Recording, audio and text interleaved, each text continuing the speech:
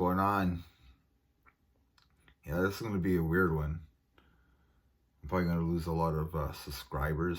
We're not talking about metalcore yet, but I'm going to talk about, I guess, like the 10 top albums of new metal. Now, I'm going to say this. If you were a teenager in the 90s, you were probably into new metal, and you probably wouldn't admit it. We all dabbled in new metal for a while. There were some bands that we were probably fans of.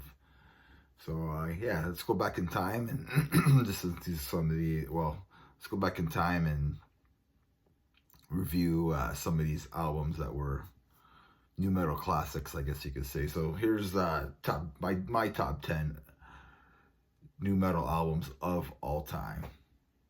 And please don't unsubscribe. I want to hit 400, and I want to have like a contest. So let's hit 400. Don't unsubscribe me because I'm talking about new metal. Like, chill out. Number 10, I have Soulfly. Its debut album. After Max Cavalera left Sepultura, he released this debut album with his new band Soulfly, which came out on April 21st, 1998 on Roadrunner Records. Of course, Ross Robinson produced the album, so it's automatically like in the list. Like, you have to have this guy producing your album to be eligible for, even no, it doesn't have to be. But yeah, this is a heavy album. It's kind of long, but I like it. There's some pretty cool songs on here, like An Eye for an Eye. I think they got the guys from Fear Factory on that track. You got Bleed. Fred Durst from Limp Bizkit is on that track. So, you know, The First Commandment with Chio from Deftones, he's on that track as well. It's a hard-hitting album. It has a lot of groove in it.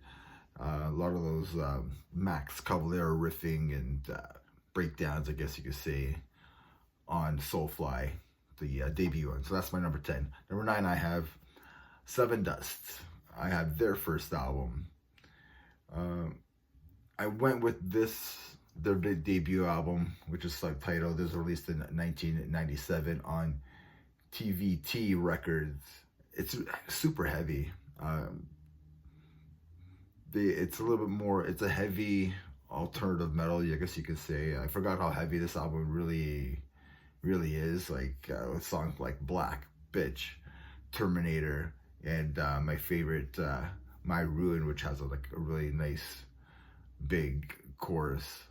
The album only sold like 310 copies on its first week, but the album would achieve gold eventually through hard work and touring and support from their label, TVT Records. So that's pretty cool. So number 9 has Seven Dust, their debut album. So number 8, I have Mudvayne, LD50. The band released their debut album. This is their debut as well.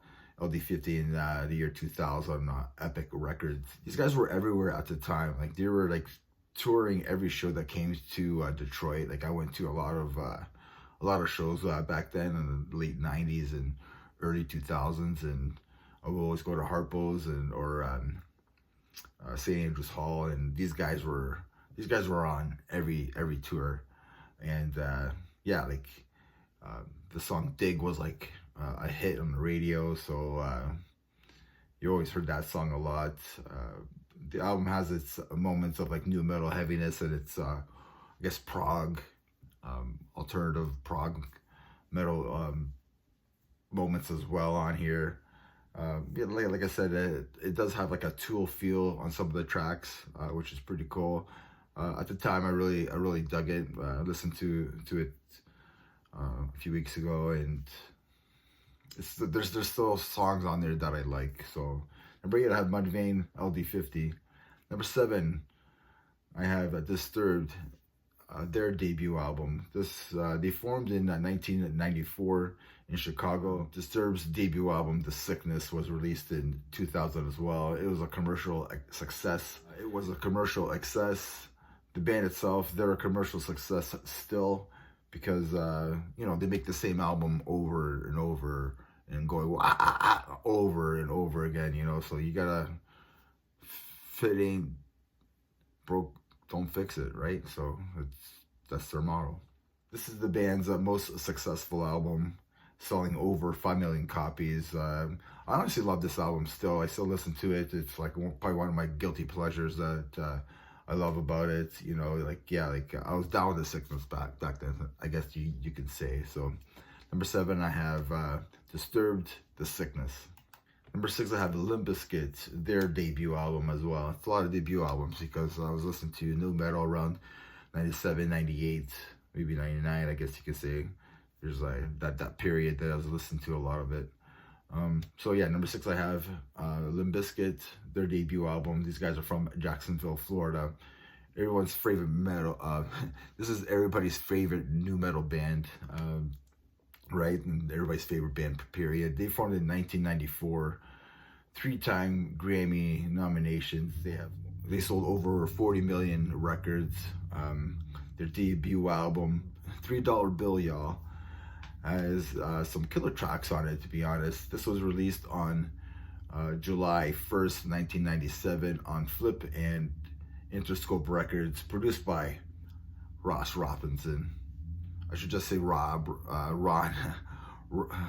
Robinson every time, and you guys could take a shot, right? So Ross Robinson, take a shot, right? So Counterfeit is a pretty cool song. Stalemate is a killer track, and everybody's favorite song, Faith, from George Michael. You know, it's a fun song. You know, like I loved it. So number 6, I have Limp Bizkit, $3 Bill, y'all. Number 5, I have Snot. Yeah, I think this band would have been big. I think they would have been big if the lead singer didn't die, right? So these guys are from Santa Barbara, California. Snot released their debut album, Get Some, on May 13th, 1998. This was not produced by Ross Robinson, but T-Ray. It's new metal with like a punk attitude, and they added some funk as well in it. These guys would have gotten big, like I was saying before, but unfortunately the singer Lance Strait died in December 11th, 1998. This album came out in 97, sorry, not 98. But, you know, rest in peace, Lance Strait.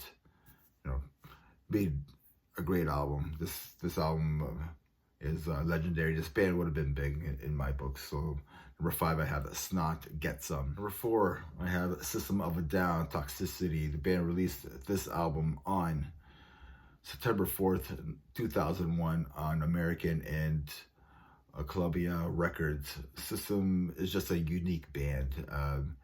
They have their own sound. They added some elements of alternative metal, new metal, and progressive rock. I mean, this is a fun record. I love singing along to this album and all the songs, and like I really love this band, to be honest. Like, it's probably one of my favorite bands. Yeah, I still love this album still. I love putting it on every once in a while and just singing along. It's so much fun. It puts me in a good mood. So number 4, I have System of a Down, Toxicity. Number 3, I have Deftones, their second album, Around the Fur. So Deftones had to be on here. I had a hard time where to place them.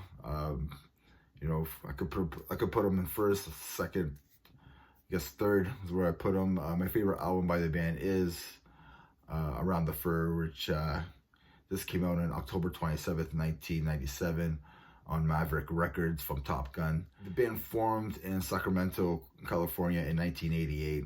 I didn't realize they formed like long ago, like 1988. They kind of started that sound, and you could hear it on their debut album, Adrenaline, which came out in 1995. But I love Around the Fur more. There's more diversity compared to their debut album. The songs have got like Shove It, Be Quiet and Drive, and Head Up, which has Max Cavalera on that track. It's pretty heavy. I mean, Deftones have branched out with their sound, and probably for the better.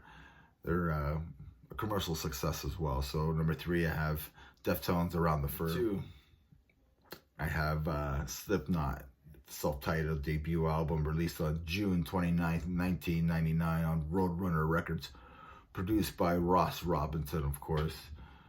This is like extreme nu metal. There's nu metal, and then there's like Slipknot's debut album. It's raw and aggressive, it's noisy, it's chaotic. Slipknot conquered nu metal with this album. So number 1, I have Korn. If you haven't guessed it, Korn had to be on here. It's Korn's debut album released October